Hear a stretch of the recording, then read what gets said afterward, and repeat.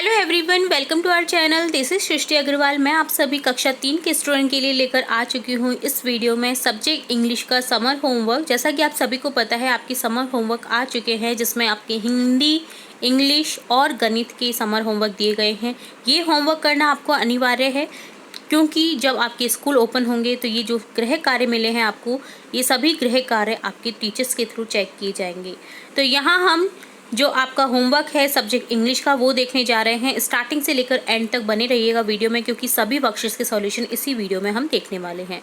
सबसे पहले देखेंगे वर्कशीट फर्स्ट का सॉल्यूशन, जिसमें है can write sentence, right the sentence properly. आपको कोई भी एक सेंटेंस लिखना है प्रॉपरली और उसे एज इट इज़ सभी जो ब्लैंक्स हैं इनमें लिखते जाना है। जैसे मैंने यहाँ लिखा है, सुंदर सुंदर हैंड राइटिंग में आपको लिखना है इंडिया इज़ आवर कंट्री। तो आपको भी इसी तरह करेक्ट स्ट्रोक का यूज़ करते हुए यहाँ पर लिखते जाना है India is our country, India is our country. आपको ये ध्यान रखना है कि कौन सा कैपिटल लेटर आएगा और लास्ट में फुल स्टॉप कैसे लगाना है। तो यहाँ पर लास्ट में आपको फुल स्टॉप भी लगा देना है। मैं यहाँ भूल गई हूँ, तो आप इस तरह से फुल स्टॉप भी लगा दीजिएगा, ठीक है। और सभी ब्लैंक्स में यहाँ पर आपको फिल करना है इंडिया इज़ आवर कंट्री। और भी आप सेंटेंस ले सकते हैं आप अपने अकॉर्डिंग। मैंने यहाँ लिखा है, इस तरह से भी आप इस लेख को लिख सकते हैं।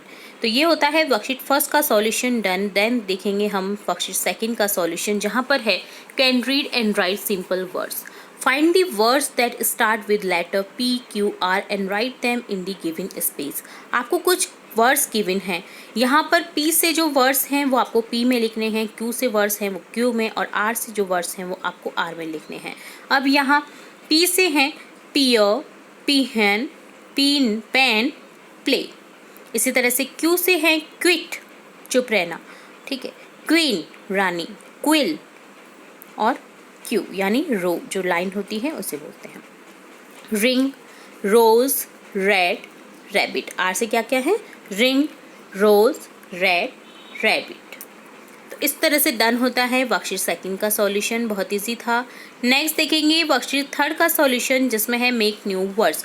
आपको एक बॉक्स में वर्ड दिया गया है, इससे आपको क्या करना है, अल्फ़ाबेट्स गिवन है, स्टार्टिंग लेटर गिवन है, तो स्टार्टिंग लेटर्स को इनमें जोड़ करके, इन वर्ड्स में जोड़ करके आपको न्यू वर्ड्स क्रिएट करने हैं। जैसे यहाँ सबसे पहले बॉक्स में दे रखा है इट। इट से है यहाँ पर सिट, हिट, फिट, बिट, ठीक है। SBHF में हमने क्या जोड़ दिया है, इट को जोड़ दिया है, जिससे नए वर्ड बने हैं सिट, हिट, फिट, बिट। इसी तरह से IG एक दे रखा है, इससे बनेगा पिग, डिग, विग, बिग। इसी तरह से इन दे रखा है, इससे बनेगा टिन, फिन, विन, बिन, ठीक है। तो आपको इस तरह से जोड़ करके बनाना था शब्दों को, बहुत इजी है ये भी। तो ये था वर्कशीट थर्ड का सॉल्यूशन। नेक्स्ट देखेंगे वर्कशीट फोर्थ का सॉल्यूशन, जिसमें है tick the correct plural from of the given word. तो आपको प्लूरल जो है, आपका करेक्ट प्लूरल, आपको उस पर क्लिक करना है, कौन सा प्लूरल सही है गिवन वर्ड का, ठीक है। जैसे बॉय का है बॉयज़, एस वाला सही रहेगा। इसी तरह से मैंगो का क्या हो जाएगा, ओ है तो लास्ट में क्या आ जाएगा, ES आ जाएगा। तो यहाँ वर्ड करेक्ट हो जाएगा MANGOES, तो इसके सामने हम टिक कर देंगे।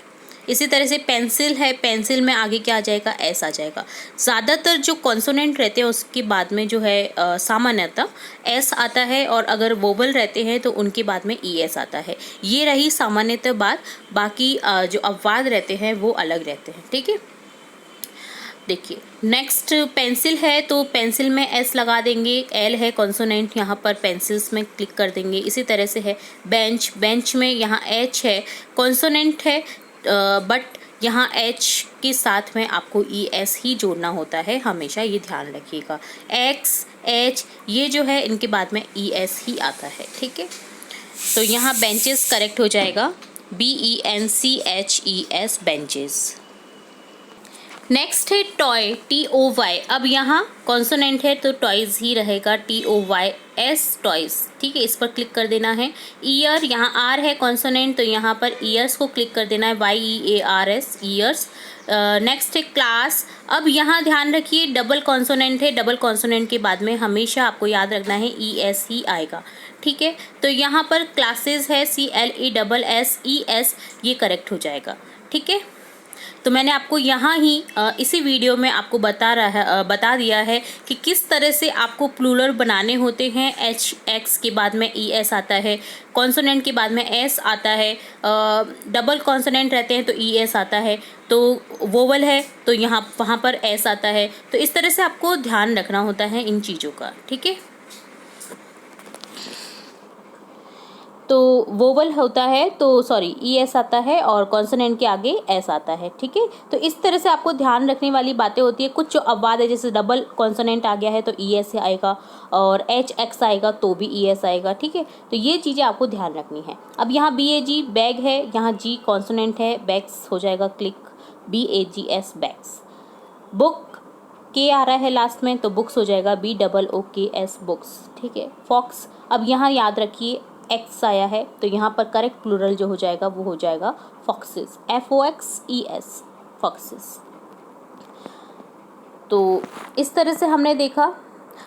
बिकॉज इसका रीज़न भी ये है कि एच और एक्स के बाद में ई एस क्यों आ रहा है, क्योंकि देखिए एफ ओ एक्स एस अगर करते हैं तो बोलने में नहीं आ रहा है फॉक्स, वही वर्ड आ रहा है फॉक्स बोलने में। इसी तरह से बेंच में बेंच ये नहीं बन रहा है, बेंचेस बनेगा, इसी तरह से फॉक्सेस बनेगा। तो ये यहाँ पर एक रीज़न है इसका ई एस आने का। तो ये आप बेसिक जो चीज़ें हैं अपनी तरफ से हिंट हैं जो ये अगर आपको लर्न हो जाती हैं, आप ध्यान रखते हैं इन चीज़ों का, तो आपका कभी भी जो प्लूरल है बनाने का, ठीक है, तो वो करेक्ट होगा, कभी भी गलत नहीं हो सकता है, ठीक है। तो ये होता है वर्कशीट 4 का सॉल्यूशन डन। नेक्स्ट देखेंगे वर्कशीट 5 जिसमें है कैन यूज़ आर्टिकल। आपको आर्टिकल का यूज़ करना है ए एन दी, मैंने बहुत बार बता रखा है। कॉन्सोनेंट से पहले ए आएगा, वोवल जो आपके 5 है ए ई आई ओ यू, इनसे पहले आएगा एन। और अगर पूरी संसार में जो जाति है उसकी बात करी जा रही है तो यहाँ पर द आएगा, ठीक है। इस चीज़ को ध्यान में रखते हुए अपन जो है ये ब्लैंक्स इन्हें फिल करेंगे। My friend Rohan has an umbrella, the umbrella is very beautiful.